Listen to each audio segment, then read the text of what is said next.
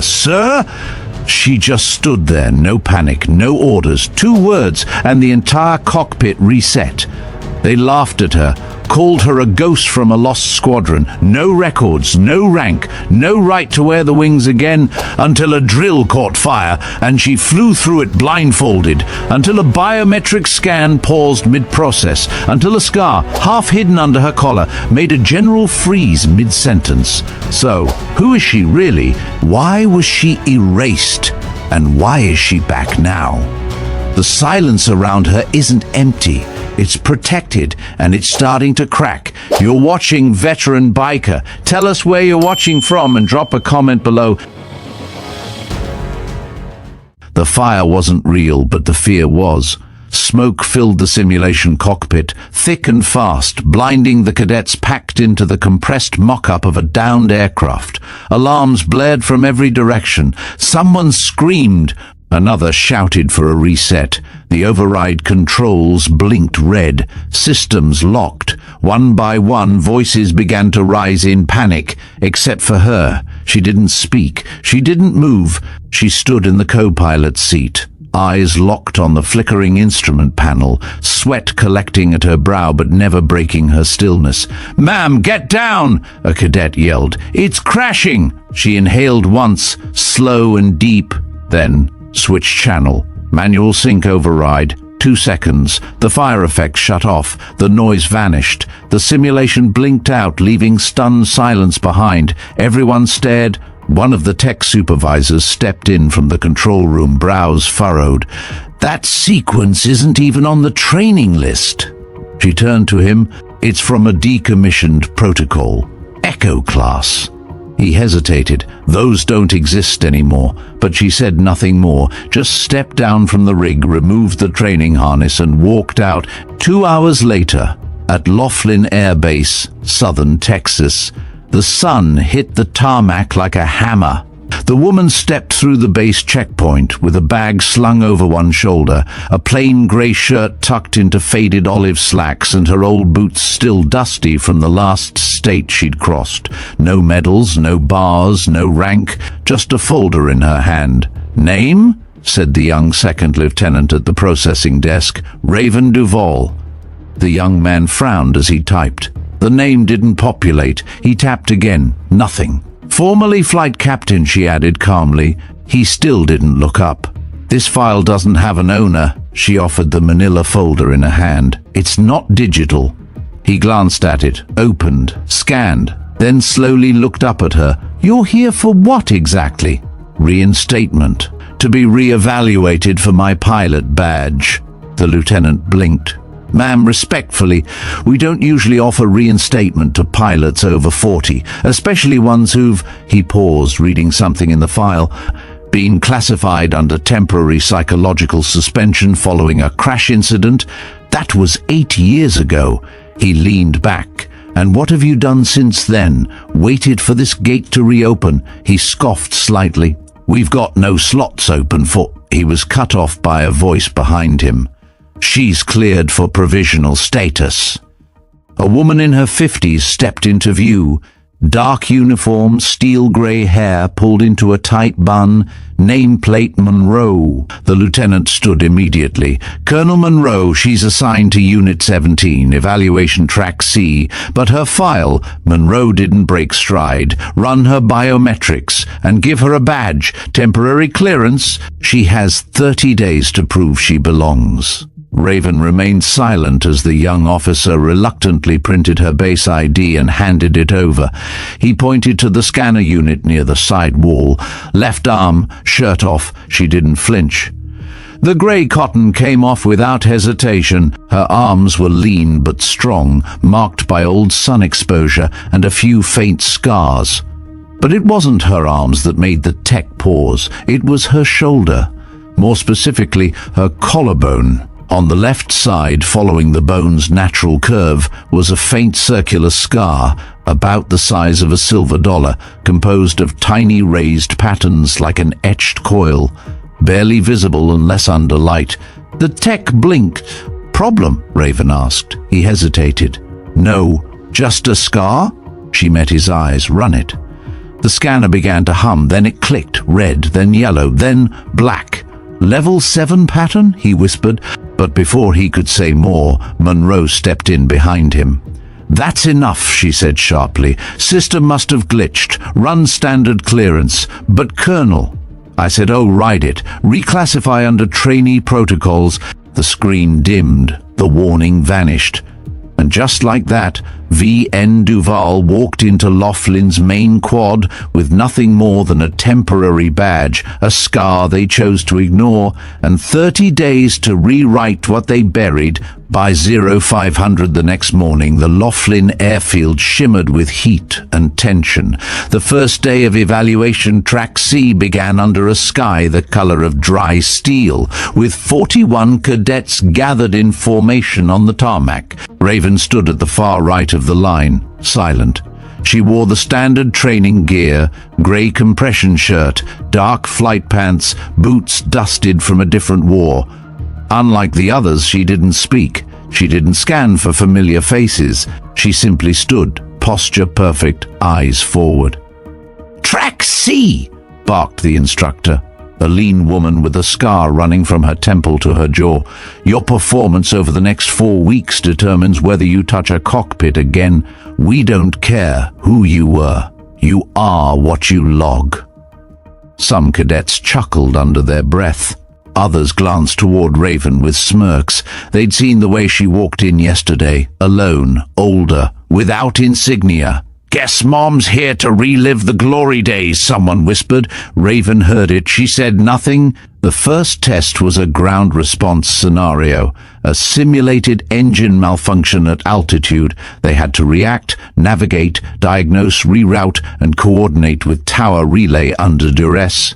Cadets filed into booths with VR visors and control gloves.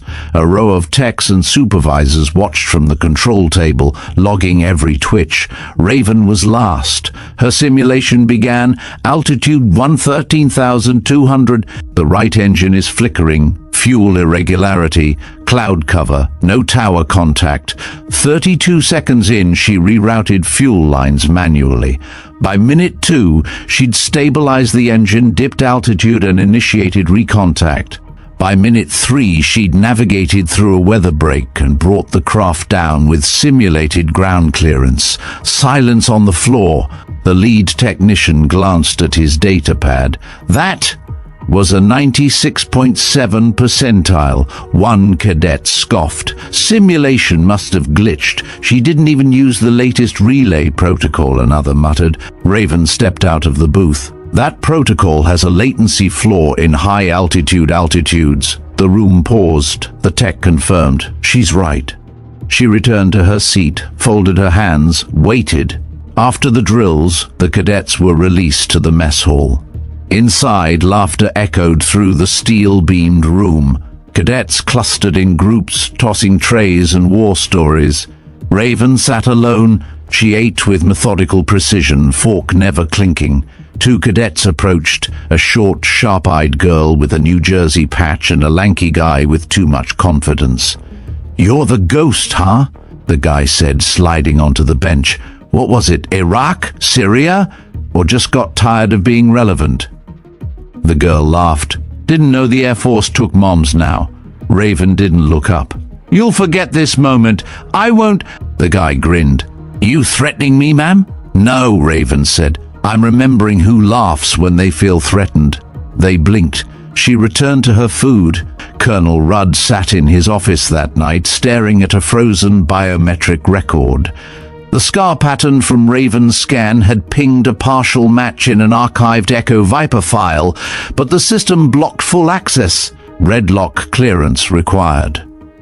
He tapped into the analog database backup, a buried server in the West Wing, found one line, Raven Duvall, Echo Viper 09 times. Kia, deleted.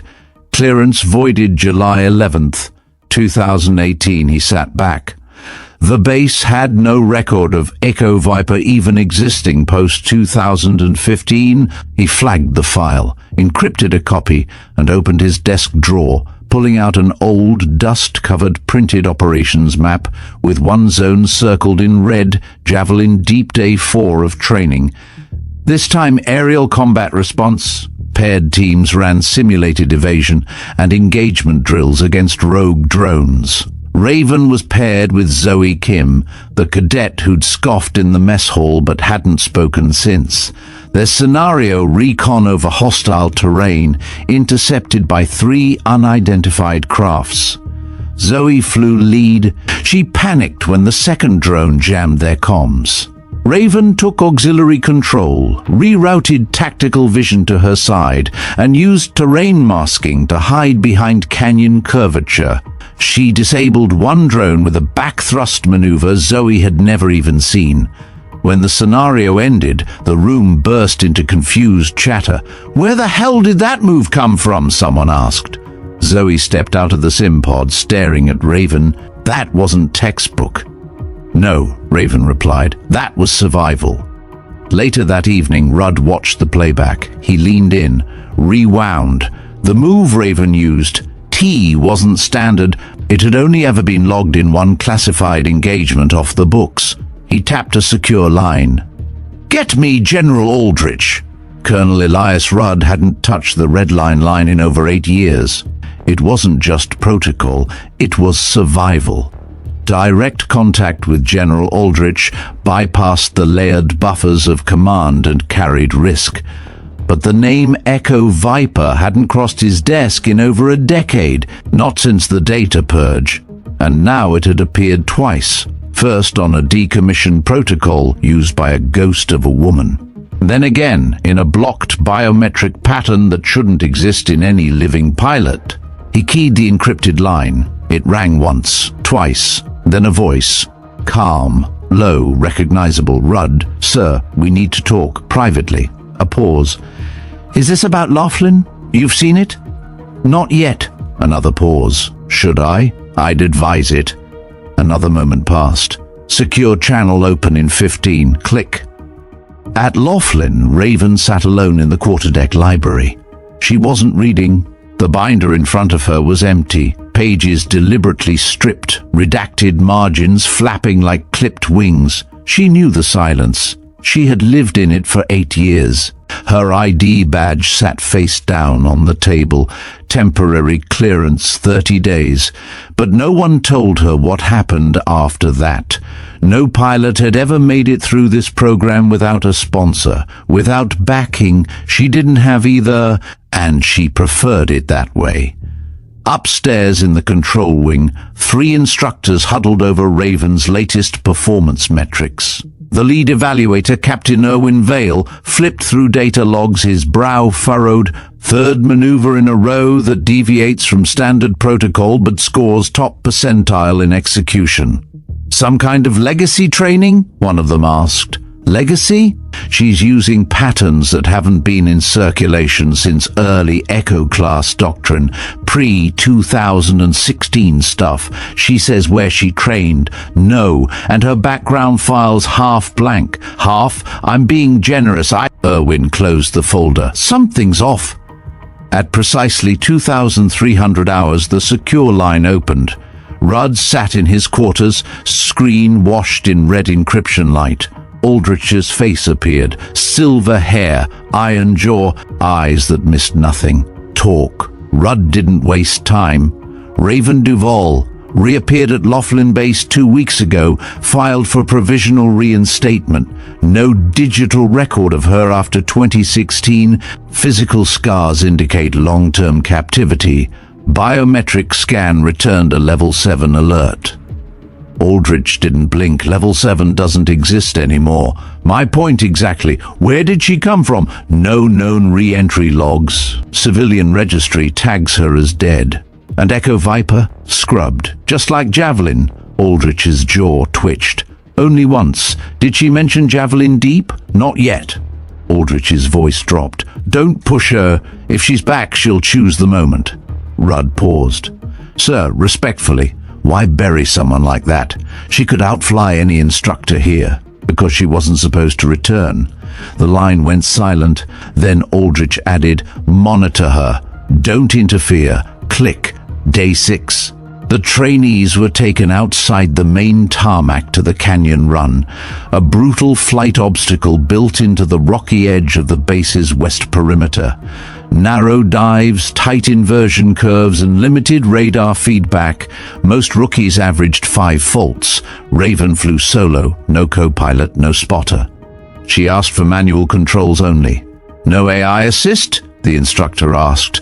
"I fly clean." At the starting point, cadets gathered to watch, a few muttering bets under their breath. A whistle blew. Her trainer engine roared. She dropped into the first dive, almost too steep, but then she leveled mid-plummet with a sharp vector shift and banked into the turn with 3 inches of clearance. By checkpoint 5, the room inside the control tower was silent. By checkpoint 8, instructors leaned forward. By the final maneuver, a dead turn over a gust tunnel, she cut thrusters mid-arc, let the wind turn her, then reignited at the exact angle to slip through the last gate with 0 friction loss. She parked, shut down, climbed out, no applause, just awe. 3 minutes, 0 faults, someone whispered. Captain Vale stood watching from the edge. "She flew that like she's done it blind," he murmured. Behind him, Zoe Kim lowered her sunglasses. "I think she has." Raven didn't celebrate. She didn't smile. After the canyon run, she simply walked her trainer back into the hangar bay, dismounted, and handed off the keycard to the crew chief with a nod. Not a word spoken, not a single glance back. The other cadets lingered by the far wall, watching. "She didn't flinch once," one said. Zoe Kim leaned against a beam, arms crossed. "She's not flying that. She's remembering it." Captain Irwin Vale stepped down from the observation deck and approached Raven as she wiped engine soot from her gloves.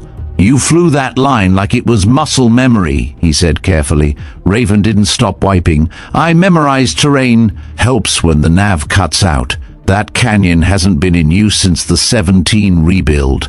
The turns were remapped. She looked up at him. "Then I memorized the new ones." He almost smiled. "You make the instructors nervous, you know. They should be." He paused. "Where did you learn to fly like that?" Raven wiped her gloves clean. "They didn't teach it. I survived it." That night, in the cadet barracks, whispers spread like dry heat. Some claimed she was ex-intelligence, others said she had been court-martialed, erased, blacklisted. "Maybe she's not even cleared to be here," someone muttered. Zoe Kim sat on her bunk, watching a paused frame of Raven's Canyon run on her tablet. The playback froze mid-turn, showing the trainer ship mid-spin, perfectly balanced between 2 cliffs. It didn't look like flying, it looked like memory. Zoe tapped the screen, rewound.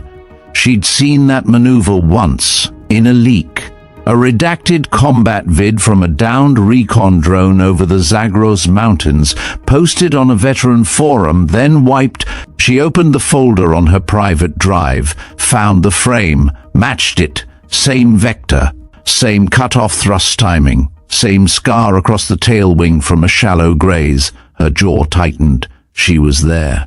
In the command tower, Rudd reviewed footage under full encryption. The scar on Raven's collarbone had triggered a level 7 pattern alert. But something else embedded in the scan caught his attention now. Beneath the dermal layer, microscopic signature nodes glowed faintly.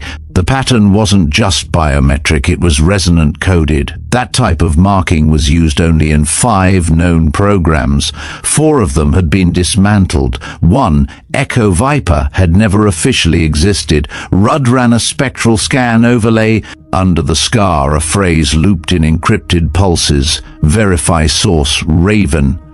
Op-0 9 times. Status unknown. Do not engage, he stared. She hadn't just survived Javelin Deep, she had come back marked. Day 9. The cadets were deployed into a live simulation range, a full-scale airborne rescue mission with environmental variabilities and unpredictable fail-safes. Zoe, Kim, and Raven were paired again. Halfway through the exercise, a fake electrical failure hit. Navigation blackout, comm disruption, storm simulation engaged. Zoe panicked. The backup didn't respond. They lost altitude. Raven took control. Calm, precise. She adjusted not just their ship, but the entire squadron's grid sync manually. From the ground tower, Captain Vale watched in disbelief. She's realigning all 5 aircraft off one relay? The technician nodded. She's not just leading, she's overriding the sim. They watched as the squadron reformed in a delta pattern, avoided a false lightning strike, and extracted the simulated hostage with 13 seconds left on the clock. Top score, highest since 2021. That night, General Aldrich received a file in his personal terminal. From Rudd, footage, biometric data, encrypted pulses from the SCAR scan. He stared at the screen, jaw clenched. Behind him, a photo hung in a silver frame. 7 pilots in grey gear, standing before a jet without markings. In the center, Raven. You weren't supposed to come back, he thought, but you did. And the mark they carved into you, it's glowing again. He turned off the screen, picked up a black phone. Prep the jam room, I'm flying out tonight. The scenario was standard. A hostile zone, a disabled aircraft, a stranded crew is waiting for extraction with dwindling oxygen. Every cadet had trained for this. But not like this. Laughlin's SimCom 5 module was the most advanced combat simulator in North America. Fully immersive, real-pressure atmospheric responses, no pre-scripted outcomes. It was designed to push every weakness to the edge, and today it did more than push. It fractured. The test began at 0700. 6 teams entered the dome, each given command of a 2-ship squadron. The mission: identify the downed craft, secure the zone perimeter, coordinate extraction, and survive any surprise incursion. Simulated hostiles could appear at random intervals. Weather patterns were reactive. Comms weren't guaranteed. Zoe Kim was the team lead. Raven was assigned as her wing. From the outside, the instructor team monitored stress markers, cognitive responses, and real-time deviations. Captain Vale stood behind the glass with a thermal reader in hand. Colonel Rudd watched silently. Beginning simulation, the technician called. Inside the dome, the world came alive. Sky, wind, dust.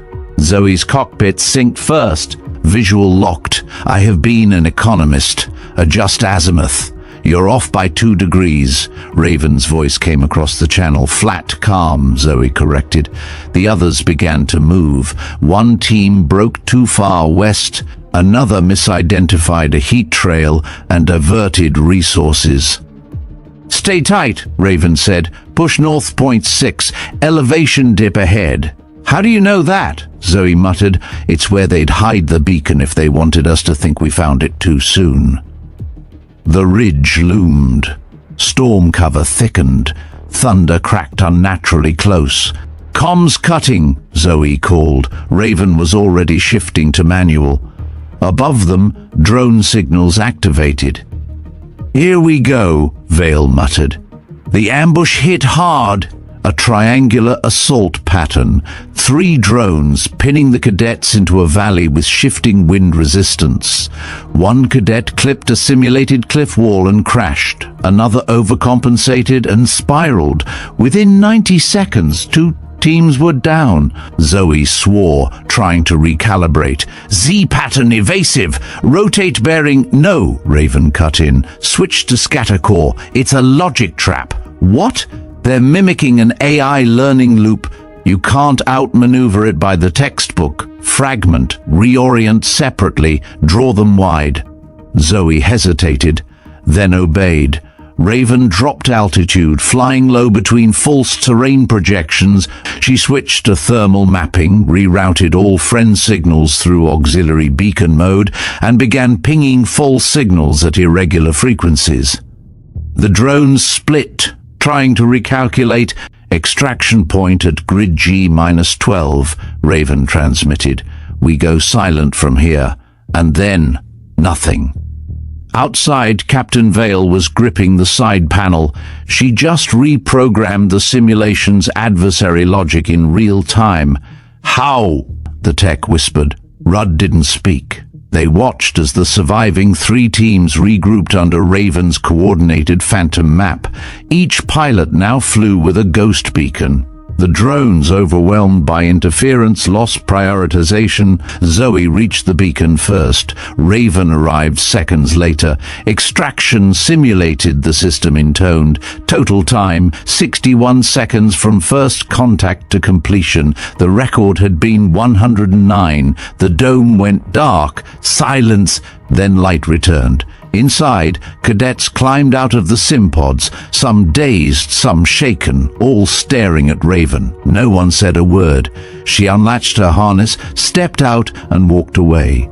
Zoe followed. "Where the hell did you learn to do that?" she demanded, breath still fast. Raven stopped. "Some of us had to figure it out without simulations." Zoe stared. "That wasn't flying, that was breaking the system." "No," Raven said softly, "that was surviving it." Later that day, the briefing room was silent as the screen replayed the last 61 seconds. Aldrich had arrived at Laughlin less than an hour earlier, unannounced. Now he stood behind the observation glass, arms folded. "That's not a candidate," Vale said, voice low. "That's a recovered asset." Rudd replied, "We buried her. The system did." "Why?" Vale asked. Aldrich didn't answer. Instead, his eyes remained locked on the image of Raven mid-maneuver. Cockpit lit with the red haze of simulated firelight, steady hands guiding a dozen others from behind the front line. He knew those hands. He remembered them burning. An hour later, Raven stood alone at the far end of Hangar C, watching the wind curl dust across the floor. Aldrich entered quietly. She didn't turn. "Wasn't sure you'd come in person," she said. He stood beside her. "Wasn't sure you were still alive." "I wasn't," she replied. Silence. "You shouldn't be here," Aldrich finally said. "I didn't come to be seen. I came to be unerased." He turned to face her. "That scar, it's reactivating, I know. There's only one reason it would." She nodded. "They're pulling data from the Javelin site again." He exhaled slowly. "Someone's digging. Probably civilian contractors, maybe private AI teams. Either way, if that code lights up, the map to everything we buried becomes visible. They shouldn't have buried it. They buried you to keep the rest safe. I didn't consent to that. No one did." She looked at him then. "I want my badge back." He didn't flinch. "You'll have to stand in front of a board. With people who signed the deletion order. I want them to see me." He looked into her eyes. "Then prepare for war." The sun hit hard at Laughlin Air Base that morning, casting long shadows across the tarmac as brass and boots filed into formation. Raven stood at the edge of the lineup, her temporary badge clipped to the collar of her regulation flight suit. The fabric still bore the creases from years in storage, and though it fit her form as sharply as any cadet's, it carried the weight of old blood. Colonel Rudd approached the platform with a clipboard in hand, flanked by 2 senior evaluators. Beside them, General Aldrich stood, hands behind his back, unreadable. This wasn't a full reinstatement ceremony, not yet. But Raven had been summoned, along with the top 3 scorers of the training simulations, to receive provisional commendations. "Cadet Zoe Kim," the announcer called. Zoe stepped forward, her salute sharp. She accepted the commendation pin with a grin, glancing toward Raven briefly on her way back. 2 others followed. Then came the pause. Duvall. The name fell flat. No rank, no title. Raven stepped forward. She didn't salute. Instead, she stopped 3 paces from the platform, locked eyes with Aldrich, and waited. A silent beat passed. Then Rudd stepped down and held out the provisional commendation, a polished steel insignia with a gold edge. Temporary recognition for exceptional performance during Tier Sim Operation Kilo 5, Raven reached out to accept it. But in that moment, as the sleeve of her flight suit shifted, the wind caught the open edge of her collar. The fabric folded just enough to reveal a flash of skin. And the scar. General Aldrich froze. He stared, not moving, not blinking. The room seemed to contract around the silence. Colonel Rudd glanced toward him, confused. General? Aldrich didn't respond. His eyes were locked on the arc of raised flesh, the etched curvature just visible over the clavicle. A faded silver-black ring with embedded microlines, unmistakable in pattern. One of the evaluators shifted. "Is there an issue, sir?" Still nothing. 5 full seconds passed. Then Aldrich inhaled. "No issue," he said quietly. "Proceed." Raven took the pin and stepped back. She never looked down at it. Back in the officer lounge, the silence didn't break. Not until Zoe Kim walked in and dropped her badge on the table. "You know what that was, don't you?" she said. Raven didn't look up. "That scar, I've seen diagrams, topo layer encoding, military-grade biometric threading. That wasn't cosmetic. It was never meant to be seen," Raven said, too late for that a pause. Zoe sat across from her. General Aldrich looked like he saw a ghost. He did. Zoe exhaled. "You were in Javelin Deep, weren't you?" Raven didn't answer, but Zoe leaned in. "What happened out there?" Raven's eyes stayed locked on the far wall. Nothing they'll ever put in a textbook. In the base's upper command wing, General Aldrich sat alone in his temporary office, lights dimmed. He had ordered the security footage from the presentation paused on a still frame. Raven, mid-turn, collar just shifted, scar visible. He'd seen it once before, during extraction, when she'd been lifted from a mountainside crater, bleeding and unconscious. The pattern had pulsed red, burning under thermal light. It was the only reason the drone even found her. Back then, the Pentagon classified it as a failed asset. She wasn't meant to live, but she had. And now that mark, long dormant, was showing reactivation patterning again. Aldrich picked up the phone. "Patch me through to OPSEC. I need full historical clearance logs on Raven Duvall, from 2016 to 2019. Physical and digital." The voice on the line hesitated. "Sir, that access is sealed under protocol redlock. Override it." "Sir, even with override, those files are tied to the Javelin vault." "Then open the vault." He hung up. Outside, thunder cracked. A storm was forming above Laughlin. Rain fell hard the next morning. The tarmac at Laughlin shimmered under grey clouds, and the usual drone of jets was replaced by the metallic rattle of wind against hangar doors. Raven stood alone outside the administrative wing, watching water bead across her boots. Her collar was fastened high today, the scar hidden, but everyone who'd seen it yesterday remembered. They didn't speak of it aloud, but the silence had changed. Inside, the base's largest conference room had been cleared for the emergency review. The board had convened, not the usual training evaluators, but higher brass flown in overnight. 3 generals, 1 civilian defense contractor, 2 representatives from the Joint Oversight Committee, and General Aldrich seated at the head. No introduction, no ceremony. "Bring her in," he said. Raven entered the room calmly, her flight suit crisp, her posture relaxed, but every eye followed her like a target had just walked through the door. She stood before the long table, hands at her sides.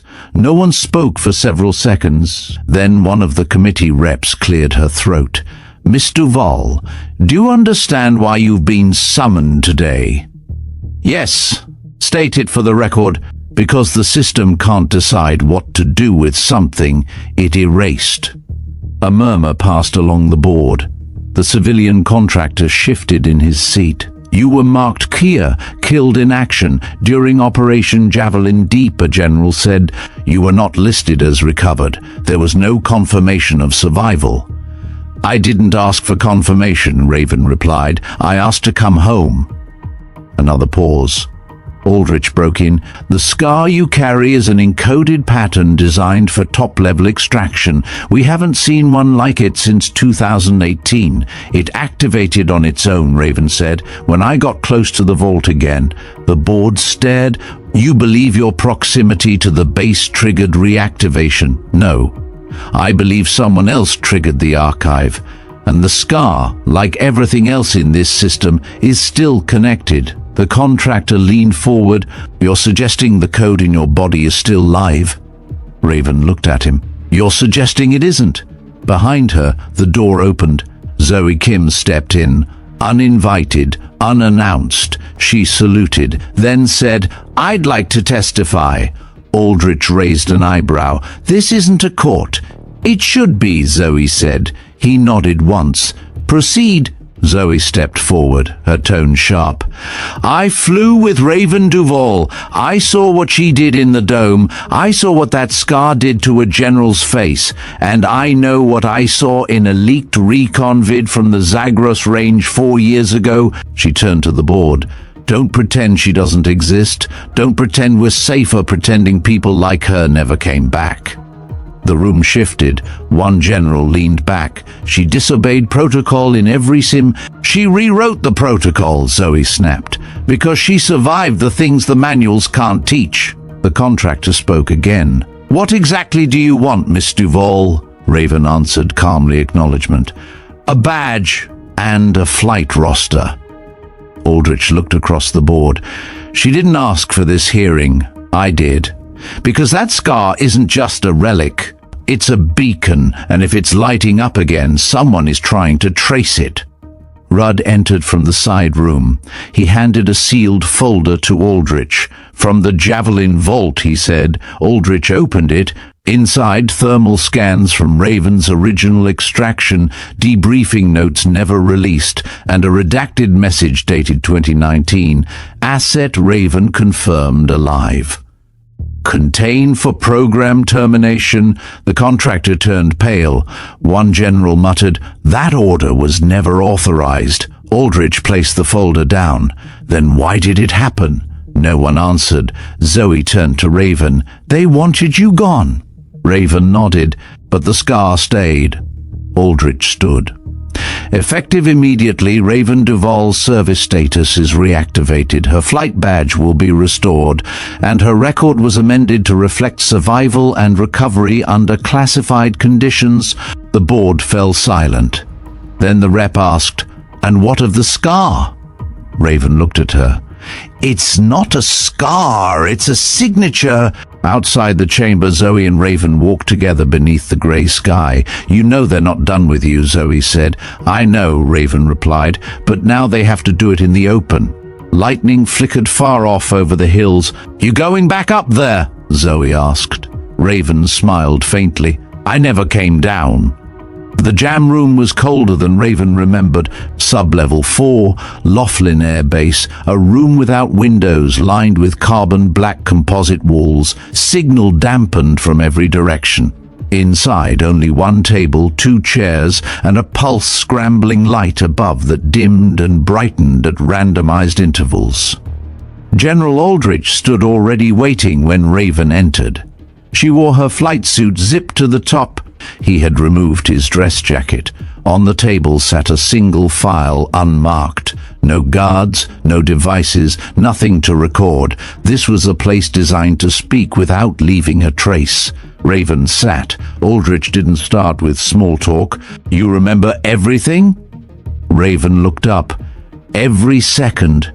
He exhaled, sat, opened the file. Inside were 6 printed photos, all black and white, all old. 7 pilots in one, 6 in the others. Each photo had a face crossed out in red ink, except hers. You were the 7th, Aldrich said. Echo Viper, 9/10. I was the last, Raven replied. He nodded. You were the only one we didn't recover. I was the only one who wasn't dead. He pushed the photos toward her. These were the other 6. She didn't need to look. They died in the air, not on the ground. Confirmed. Their implants deactivated at altitude. You're the only one whose signature flared at surface level. That's how the drone found you. Raven kept her hands flat on the table. Why didn't they come for me? Aldrich hesitated. Because by the time we knew you were alive, the chain of command had changed. Javelin Deep was already being buried. And Echo Viper? Dissolved, all records burned, even the drone that extracted your signal. Destroyed 2 weeks later, so I was a loose end. He didn't deny it. Raven leaned forward. Why mark us at all? Why carve that code into our bones? Aldrich's voice lowered. Because you weren't just pilots, you were fail-safes. If the OP ever went critical, your bodies would be the last signal. Self-encoded, self-encrypted, zero-network biometric transmitters. The idea was that only someone still alive could call the truth back. And they buried us before we could speak. They buried you because you made it back. Silence. Raven's fingers grazed the table's edge. The reactivation, it didn't come from me. Aldrich nodded. We know. Someone is trying to pull the original SCAR codes from the Javelin site debris. AI contractors using signal layer decay tech. They didn't know what they found, but the pulse echoed. Your code resonated with the trace and woke up. Yes. Which means someone's about to know everything. Aldrich leaned forward. You're the only one who can stop that from happening. Raven's eyes narrowed. You want me to go back? He slid a black envelope across the table. Red wax seal. The insignia is faint. A spiral coil with a viper wrapped around it. Official. Lethal. Raven didn't touch it. I'll need a team. You'll have 3. Flight capable? 2 wings and a ghost relay drone. She stood. And Zoe Kim. Aldrich raised a brow. She's untested, she's not stupid, and she knows how not to die. He paused. She'll need clearance. She'll have mine. Raven turned. Before she left, she said, I didn't come back to be erased again. If I fly this mission, I will write the last page. Aldrich looked at her, something flickering behind his stone expression. You already did.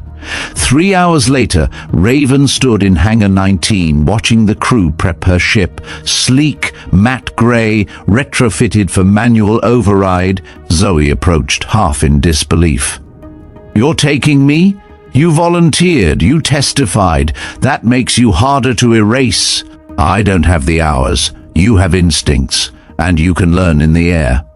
Zoe looked up at the aircraft. Where are we going? Somewhere no one ever came back from. By sundown, the mission file had been loaded. Call signs assigned. Raven, Viper 1. Zoe, Viper 2. Drone Shadow. Call sign Echo. Launch time 0300. Flight path buried. Objective recover, confirm and neutralize any unauthorized data extractions linked to Operation Javelin Deep. Raven walked alone into the dark, her flight suit zipped tight, her collar down. The scar at her collarbone shimmered faintly under infrared. Alive, awake, watching, and ready to finish what they started. Some memories don't return gently, they crash. The moment the launch countdown began, Raven felt the shift, not in the engines, not in the air, but somewhere deeper, somewhere embedded in her skin. She closed her eyes, and the past swallowed her whole. Operation Javelin Deep, classified insertion, Persian border sector, nightfall 2018. The wind screamed across the mountain ridge, too cold for desert, too loud for silence. Raven gripped the stick with one hand, the other tracing power relays manually. Her HUD had gone blank 12 minutes earlier.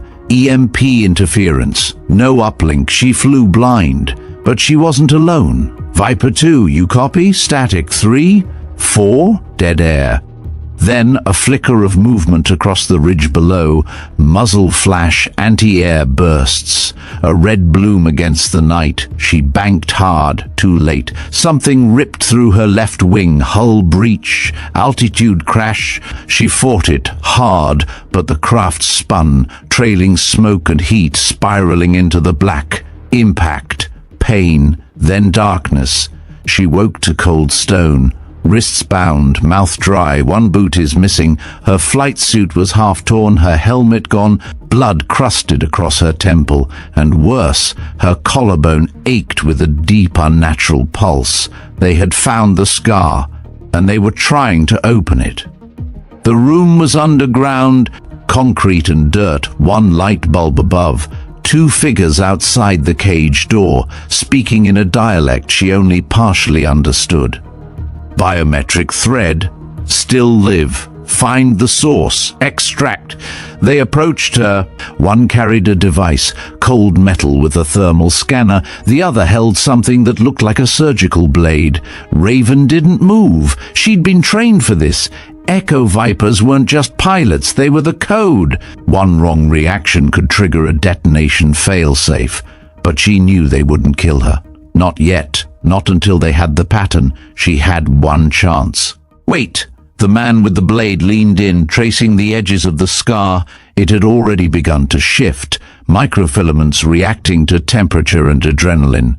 Raven slowed her breathing, counted beats, focused her mind, and when the pain came, she didn't scream. They peeled back the outer skin layer. They thought the code was embedded there. It wasn't. It was deeper, bone level. They would never reach it in time. She knew what had to happen next. Wait for the moment when they connect the scanner lead. Override the thermal circuit. Surge the signature. Broadcast. It would fry the scanner. It might fry her, but it would light up the satellite net above, if any of it still existed. She whispered, barely audible. Viper 1, triggering flare. They didn't understand the words. They didn't see her shift her shoulder. Didn't see the scar heat to red.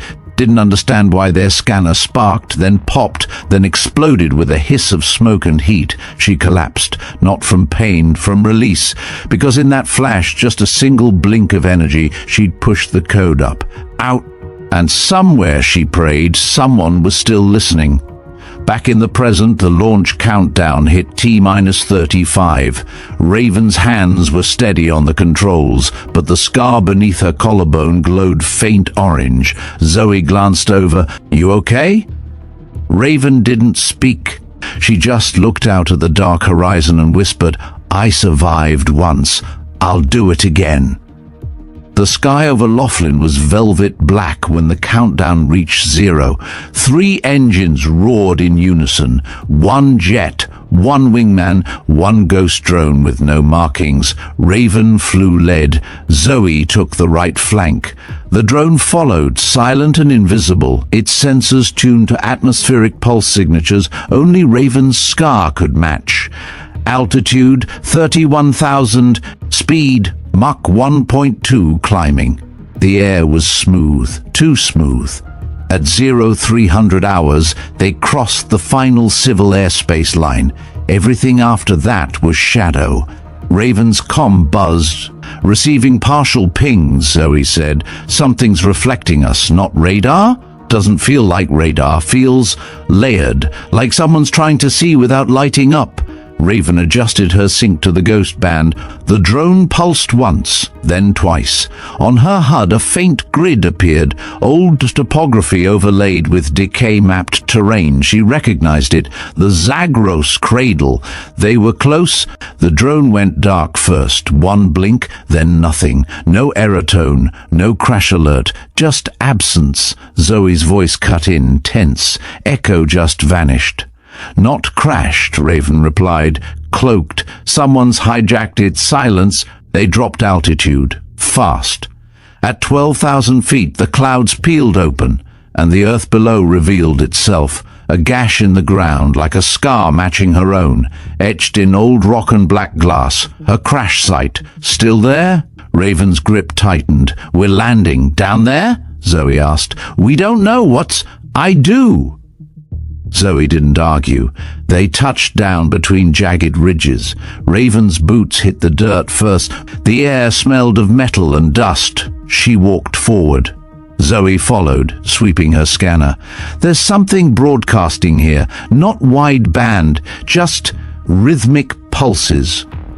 They reached a ridge wall. At the base, a black device half buried in stone. Zoe crouched. "Is that ours?" "No, it's new." Raven stepped closer.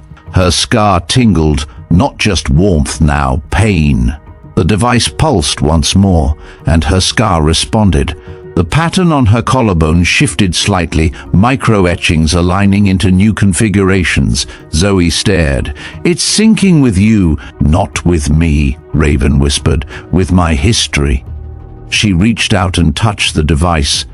For a second, just a flicker, the world changed. Images flashed through her mind, memories that weren't hers, logs, code, a vault unlocking, a name, operator, Raven, status, compromised, observe, erase.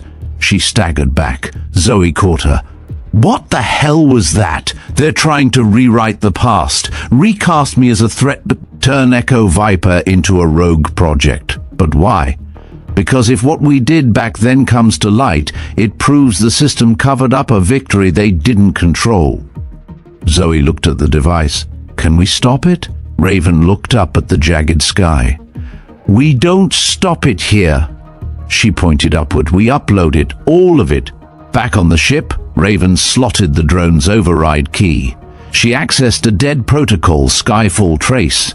It was built into every Black-tier drone but never activated until now. She aligned the device's signal, then paired it with her SCAR.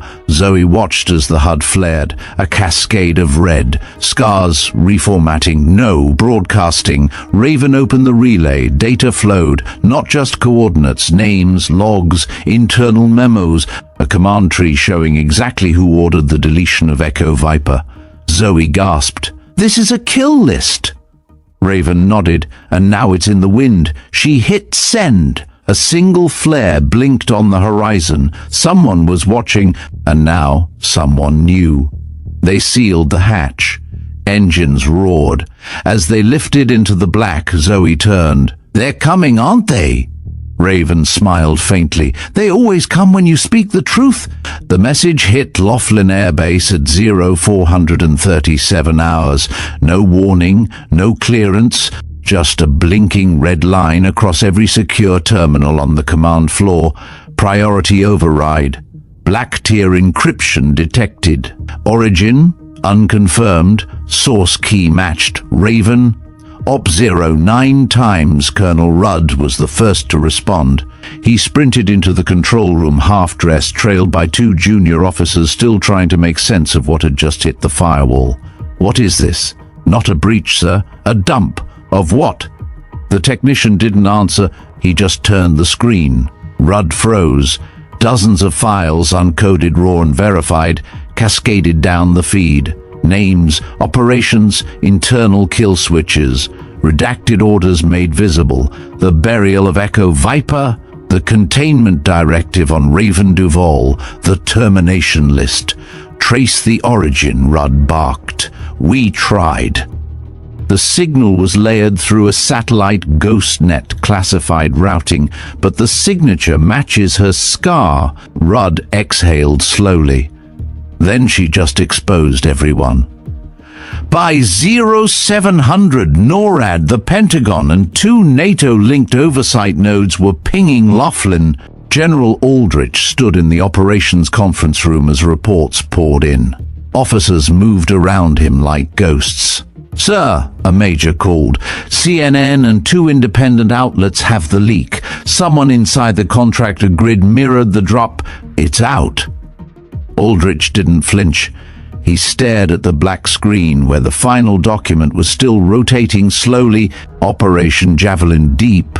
Outcome altered asset Raven. Status silenced request. He turned to Rudd. They locked her out. Rudd's voice was quiet. And now they can't. Back in the air, Raven and Zoe maintained altitude over the Black Sector, en route to a NATO base in Cyprus for refuel and review. Neither spoke for a long while. Then Zoe broke the silence. What happens now? Raven didn't answer immediately. She adjusted their course by 3 degrees, then said, They have two choices, lock me out or let me in. Zoe frowned. You mean the system? I mean, everyone who believed it was safe to build something without consequence. Behind them, the drone Echo pulsed with a blue streak. The signal had stabilized. The truth was out. At the Pentagon, in a sealed sub-basement 4 floors beneath the surface, a room called Dark Vault lit up. 4 men and 1 woman reviewed the feed. One folder sat in the center of the table, labeled Raven Live Asset. Coded SCAR holder, this can't be buried, one of them said. No, another agreed. But it can be discredited. How? Force an alternative narrative. Blame the SCAR system. Claim residual trauma triggered a leak. Say the data's corrupted. And if she talks, she already has. The woman tapped the table. Then we pivot. Offer reinstatement. Make her a symbol. That way we own the fallout. Silence. Then a quiet agreement. News broke within 12 hours. Headlines rolled across every feed. Ex-pilot exposes Black Ops cover-up, Raven returns. Survivor of erased mission speaks out, biometric SCAR system. Reactivation triggers investigation.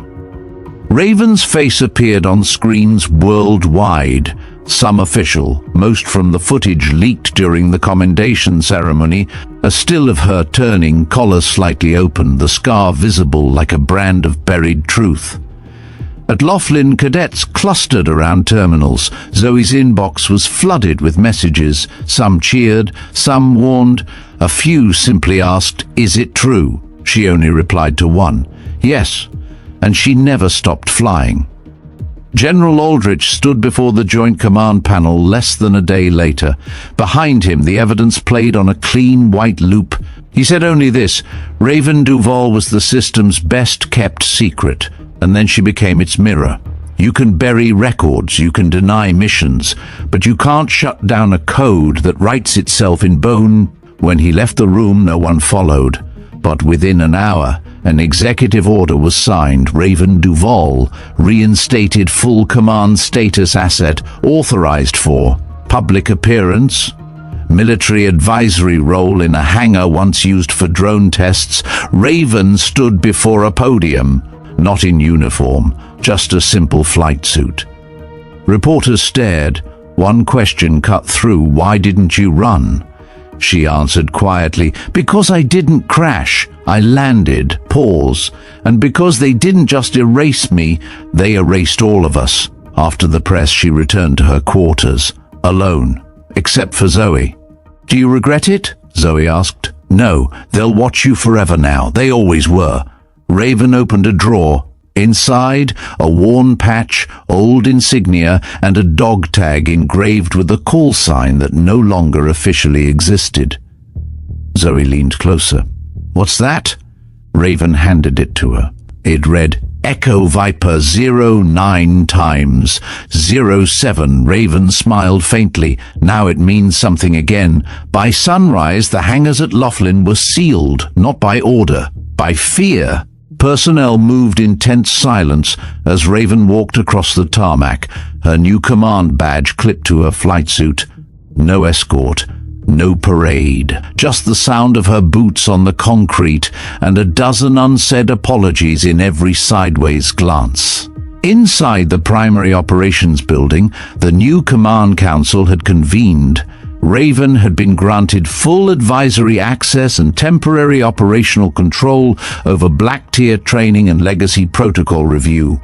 But the room she was about to enter didn't see her as an advisor. They saw a ghost. Colonel Rudd waited by the door. "You ready for this?" Raven didn't stop. "I already walked out of a hole they buried me in. This is just another room."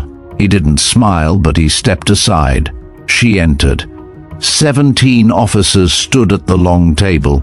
3 had signed off on the original Echo Viper dissolution. 2 had authorized the SCAR system shutdown. At least 4 had benefited from her being gone. None of them spoke as she took the front seat. Then one cleared his throat. General Carver, decorated, sharp, with the kind of reputation built on silence and survival. "You've caused quite a stir, Captain Duvall." "Commander," Raven corrected, a flicker of disdain. "Yes, of course." "Commander." He leaned forward. "I want to be clear. This is not a reinstatement into active combat command. Your advisory role is strictly—" Raven cut him off. "You're here because I broadcast the truth, and because the system didn't know what to do with it. Now it thinks letting me talk is safer than trying to silence me again." Carver narrowed his eyes. "You think this changes protocol? I think this exposes what protocol was used to hide." Colonel Vera, another name Raven recognized, spoke next. The SCAR system was experimental. We terminated it because of signal instability, biometric over-adaptation. Raven turned to her. You terminated it because one of us made it out, and you couldn't explain how. Vera went silent. Aldrich entered from the back, no announcement, just presence. He took a seat to Raven's left. This council isn't here to debate Echo Viper, he said. It's here to decide whether what Raven recovered from the Javelin site constitutes a breach or a validation. A pause. Raven tapped her wrist console. The projection lit up above the table, rotating data spheres, each containing redacted logs from the transmission. Everything you tried to bury, she said, was stored in my body. The SCAR wasn't a failure. It was the only backup that survived. One young lieutenant, clearly newer than the rest, asked, "Why store something that dangerous in bone?" "Because memory can be rewritten," Raven said. "But pain can't. You remember what hurts, and the truth hurts most. A quiet settlement." Then Aldrich spoke again. "We have two paths forward. Treat Raven as a rogue who exposed us, or use what she's given us to course-correct decades of operational silence." General Carver stood. "Commander Duvall, I don't trust you, not because of what you've done, but because I see what comes next." Raven stood too. "And what's that?" "You become the face of every ghost we tried to forget, and they'll follow you." Raven didn't blink. Then maybe they were never ghosts, just pilots waiting to be remembered. He stepped back. The room shifted. A vote was called. 12 for acceptance, 4 abstained, 1 opposed. The motion passed. Effective immediately. Raven Duvall, Commander. Operational lead, SCAR Archive Directive. She didn't smile, but she didn't need to. Later that evening, she stood on the edge of the flight deck, watching a new generation of cadets cycle through nighttime drone trials. Zoe stepped beside her, arms folded. "They voted you in." "No," Raven said. "They voted not to be left behind." "You going back up?" Raven's eyes tracked a drone banking hard left. "I never came down. The backlash came fast." Within 48 hours of Raven's appointment, encrypted messages lit up networks across retired Black Ops circles. Forums once thought dormant resurfaced. Contracted think tanks submitted classified white papers behind closed doors, warning of ideological compromise and uncontrolled narrative contagion. They didn't name her directly, but everyone knew who the Scar-bearer was. At Laughlin, Raven kept her schedule tight. Oversight briefings, cadet evaluations, tactical reviews of legacy data recovered from the drone pulse. But beneath that rhythm, the air shifted. Not fear. Control, slipping. Zoe noticed it first.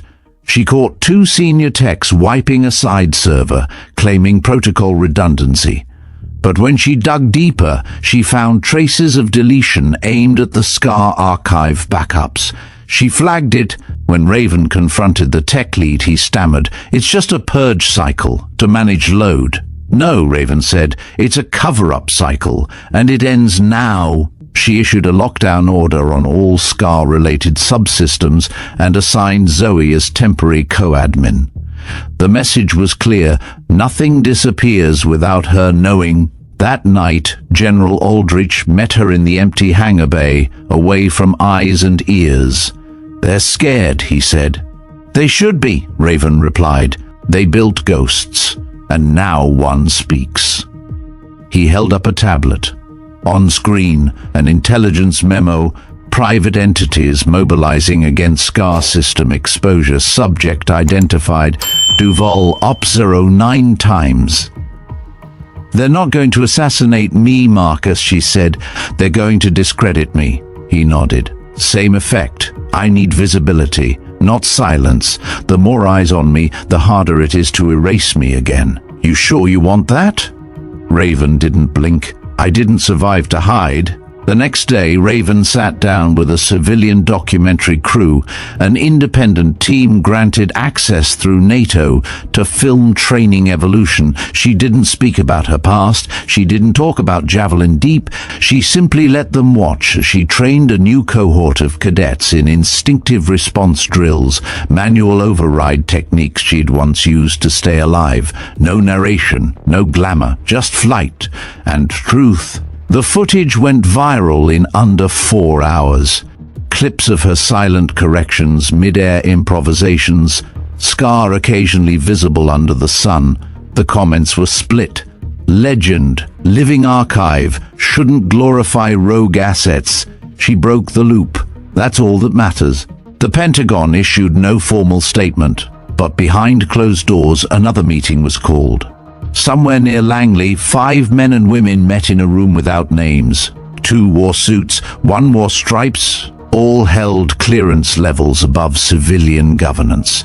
"We miscalculated," one said. "She won public sentiment," said another. The woman in uniform tapped a black folder. "There's still one option. Termination? No. Diffusion." They opened the file. A new initiative, SCAR 2, public-facing, limited scope, AI integrated, heavily managed, use the legacy, rewrite the meaning. And her, either she joins it or becomes irrelevant to it. Unanimous vote. At Laughlin, Raven received the offer the next morning. A briefing folder slid across her desk. Top line, Strategic Coordination and Advisory Registry, Tier 2, SCAR 2. She read every line. Terms, public appointment, partial visibility, no operational control, sign-on required disavowal of all past deployments. Zoe watched her close the folder. "What are you going to do?" Raven stood, walked to the window. Cadets were running flight drills beneath a wide sky. One jet banked sharply up, adjusted late, corrected cleanly, just like she had. "I'm going to do what they can't." Zoe tilted her head. "What's that?" Raven turned back. "Live with the truth." She tore the briefing folder in half. That evening she made a call. Open line to press, to the public, to any ears still listening. "I am not a program. I am not a ghost. I am not your story to manage. I am the result of what happens when memory survives. Pause. And I won't let them make me forget it." The storm didn't break overhead. It broke inside the system. 48 hours after Raven's live transmission, the SCAR archive servers registered over 700,000 unique access pings. Cadets, veterans, journalists, activists. Some are just curious, some are looking for names, some looking for their own. Inside the vault, beneath the operations deck at Laughlin, Zoe watched the requests pour in. "Ma'am," a tech whispered, "the system's holding." But barely. Raven didn't blink. Let it hold. She turned from the screen and walked toward the far wall, the one that hadn't been touched in years. Behind a false panel, they'd found an old secure locker 2 nights earlier. Inside, a backup crystal. Echo Viper mission files, uncut, unaltered, everything.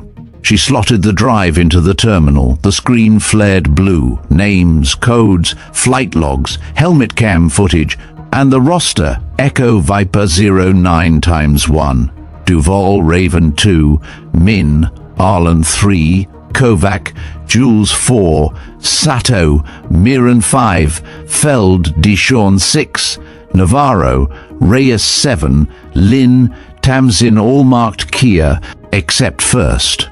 Zoe looked up. "You sure about this?" Raven nodded. They erased them. Not anymore. Across the country, encrypted terminals began to blink with a message. The dead are speaking. Clips rolled. Grainy footage of cockpit chatter, mid-air exchanges, last-second decisions. One showed Tamzin Lin banking under the radar to save a crippled evac jet. Another showed Deshaun Feld ejecting to clear a missile strike away from a civilian zone. None of it had ever aired. Now it couldn't be stopped. At the Pentagon, a firestorm ignited. The Joint Information Office issued a series of containment briefs, first denying the footage, then questioning its validity, then calling for an internal review. None of it mattered. By the time the fourth memo hit, an independent group of veterans had created a digital memorial wall. Each name from the Echo Viper roster lit up with growing candles. "Don't call it exposure," one vet posted. "Call it return." General Aldrich called Raven that night. "They'll open hearings," he said. "Maybe trials, then make sure they're public." He hesitated. "You're burning their whole framework." "They built it on ghosts," she said. "They don't get to complain when one fights back." Zoe entered the control bay with new news. 2 names from Echo Viper families are asking to visit. Raven turned. "Who?" "Jules Kovac's sister and Miran Sato's father." Raven closed her eyes for a moment, then said, "Book it!" The meeting happened in a side hangar. No cameras, no uniforms, no scripts. Kovac's sister Marla brought a picture, Jules in flight gear, mid-laugh. Sato's father bowed deeply before saying a word. "Thank you," he said simply, "for remembering." Raven didn't cry, but she bowed back. And when they left, she stood at the edge of the hangar door for a long time. Zoe joined her. "I thought this was about revenge," she said quietly. Raven shook her head. "Not revenge. Correction." Zoe looked away. "Then what comes next?" Raven stared at the clouds above. "They'll offer more deals. Rewrite history, not to silence it, but to claim they meant it all along. And what will you do? I'll make sure history has a scar." 2 days later, Raven addressed the cadets formally for the first time.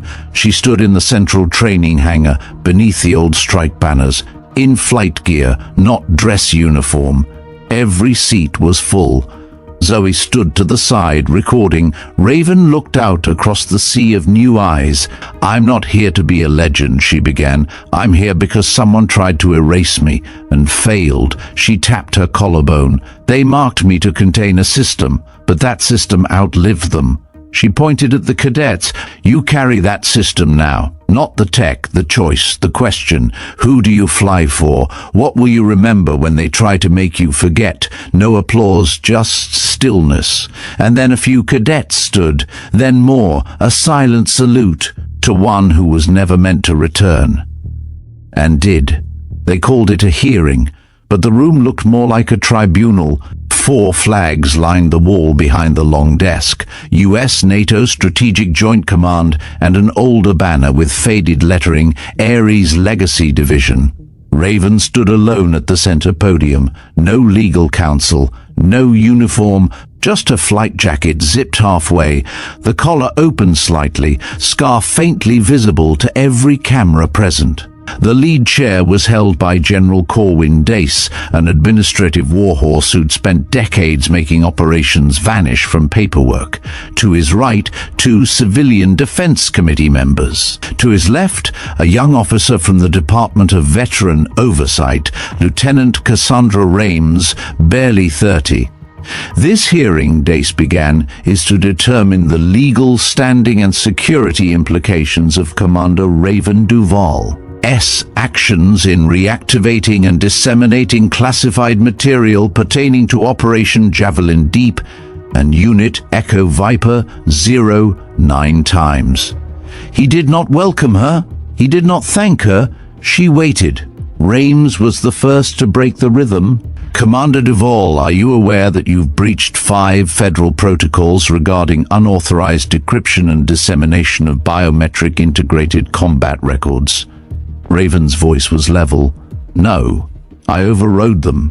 I didn't breach anything. The system recognized me. It always did." There was a murmur in the back. Dace cut in. "Your sarcasm doesn't help your case." "It's not sarcasm," Raven said. "It's data." She lifted a hand console and flicked her wrist.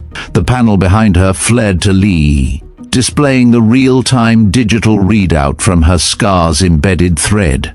Biometric key active. Timestamp, present. Authorization path tier 0. Legacy access 09 times your own system says I was never revoked. Rames leaned forward. Why now? Because I had to make sure I wasn't the only one left. Day stared at her. This isn't about trauma, Commander. It's about governance. Chain of command. Do you understand the cost of unilateral exposure? I understand the cost of silence. A pause. Then she continued, you buried a unit because one of us got out alive. You rewrote our names. You told our families we died in an engine fire. You tested scar-based encryption on our bones. And when the test succeeded, you killed the record instead of admitting what we carried was too dangerous to lose control of. One of the civilians shifted uncomfortably. Rames looked down, then back up. What do you want now? I want the others acknowledged. I want every member of Echo Viper posthumously reinstated with full honors. I want the Scar archive publicly archived and protected, and I want this hearing broadcast without redactions. Day slammed his hand on the table. This isn't a negotiation. Raven stepped forward. Neither was survival, and yet here I am. Outside the crowd waited, not protesters, not supporters, witnesses, pilots in civilian clothes, family members, defense workers, young cadets who'd seen the footage and came to see the person the system couldn't erase. Zoe stood at the edge with a press credential hanging crookedly around her neck. She held a mobile screen showing the live feed. He's trying to shut it down, a voice said beside her. She turned. It was Colonel Rudd. They cut the satellite's uplink 5 minutes ago, switched to internal-only archive mode. Zoe didn't hesitate. She reached into her coat and pulled a small grey stick, transceiver grade. Then we go external. Rudd raised a brow. You have uplink authority? No, Zoe said. But she does. She tapped a key. The scar on Raven's clavicle, visible in the feed, pulsed faint red. The room's feed flickered, then reconnected to everyone. Inside, Raven didn't stop speaking. You think keeping it buried keeps you safe, but every time you erase a name, you create a question. Every time you redact a record, you leave a blank space.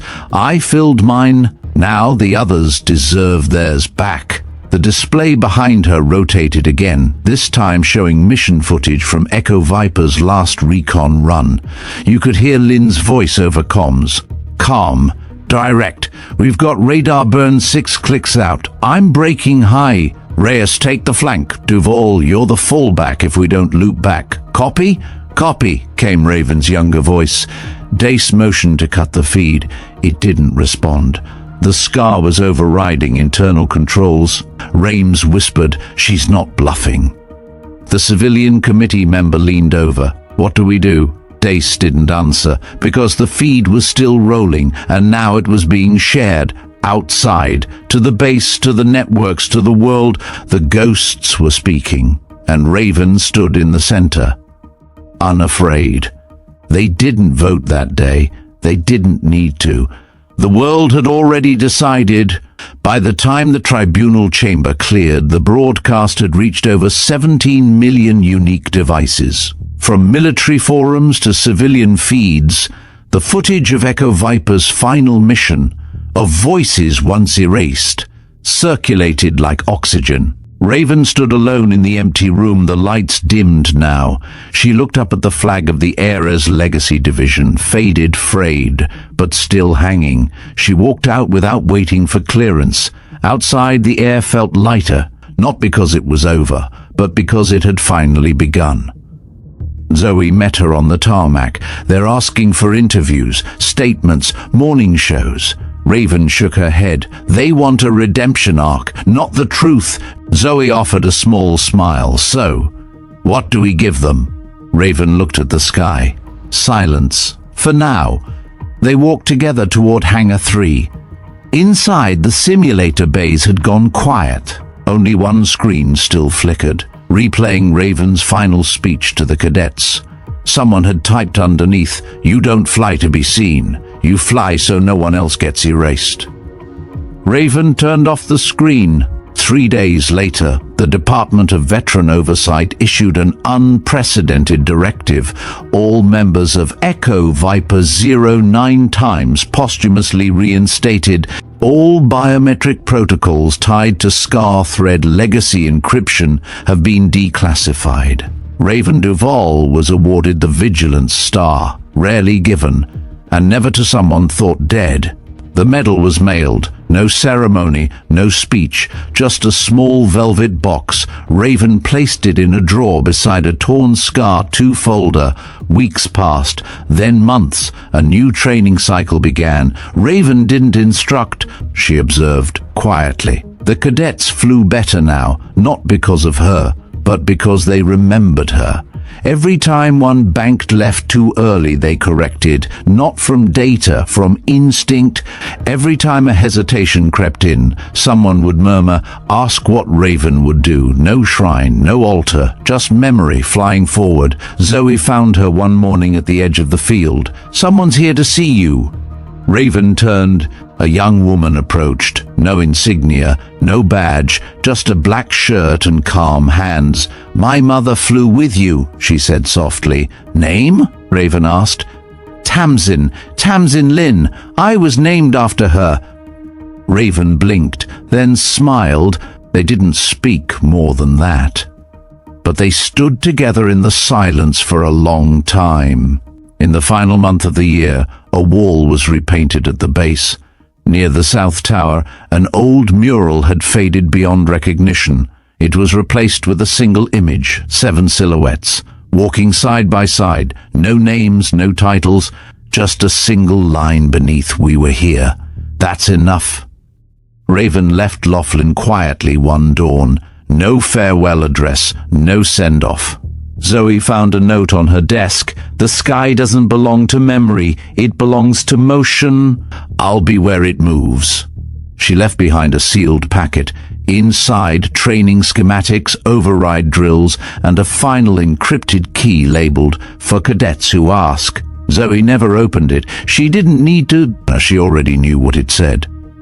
Months later, a cadet posted a shaky video from a ridge near the Mojave. A single dark jet flying low, too fast, too quiet, no tags, no beacon, just a glint of silver under its wing and a scarlet shimmer where the collarbone would be. The video ended with a whisper, "She's still flying," and the comments below read like a chorus, "Legacy undeletable. Some ghosts keep watch. SCAR isn't a flaw, it's proof you came back. You've just witnessed the story of a name they tried to erase and a legacy that refused to stay buried. Raven Duvall was never supposed to fly again. She was never supposed to speak. And most of all, she was never supposed to be remembered. But memory has a way of surviving. Even when it's carved into silence, even when it's sealed beneath scars, even when the sky turns its face away, history finds a way to look back. What does it mean when the system marks you for deletion, yet fails? What happens when the record they tried to burn becomes the fire that lights others? What if silence becomes strategy and trauma becomes transmission? Across bases, airfields, and broken hangars, cadets now whisper her name, not because it's in a textbook, but because they've seen what survival looks like when wrapped in quiet defiance. They've seen the scar. They've heard the voice in the grainy footage. They've felt the weight of absence reshaped into purpose. In some corners of the world, medals still outshine names. But in Raven's story, it was the forgotten that reclaimed the light, not through vengeance, but through remembrance. Because remembering isn't passive. It's an act of resistance. So what about us? Do we remember only the headlines, only the decorated? Or do we remember the silences, the scars that spoke louder than medals ever could? Do we allow our systems to define worth by visibility? Or do we ask what was lost when they redacted, when they deleted, when they chose not to remember? Today, maybe someone walks a little taller because they heard her story. Maybe someone checks their reflection and sees that a flaw might be a map, a burn might be a bond, a scar might be the signature of someone who came back, and chose to rise again. Maybe someone somewhere dares to whisper the name they were told to forget. And maybe that's how legacies begin, not from brass walls, but from voices that refuse to vanish. So if you're still watching, ask yourself, what will they try to delete from you? And what will you fight to preserve? Whose silence are you still carrying? And what story still needs to surface? Because in every system that buries truth, there comes a day it unearths itself. And maybe, just maybe, you'll be the one holding the key. You're watching Veteran Biker. Drop a comment below. Tell us where you're watching from. And if Raven's story moved you, share it. Let someone else know. Legacy isn't what survives the system. Legacy is what breaks it.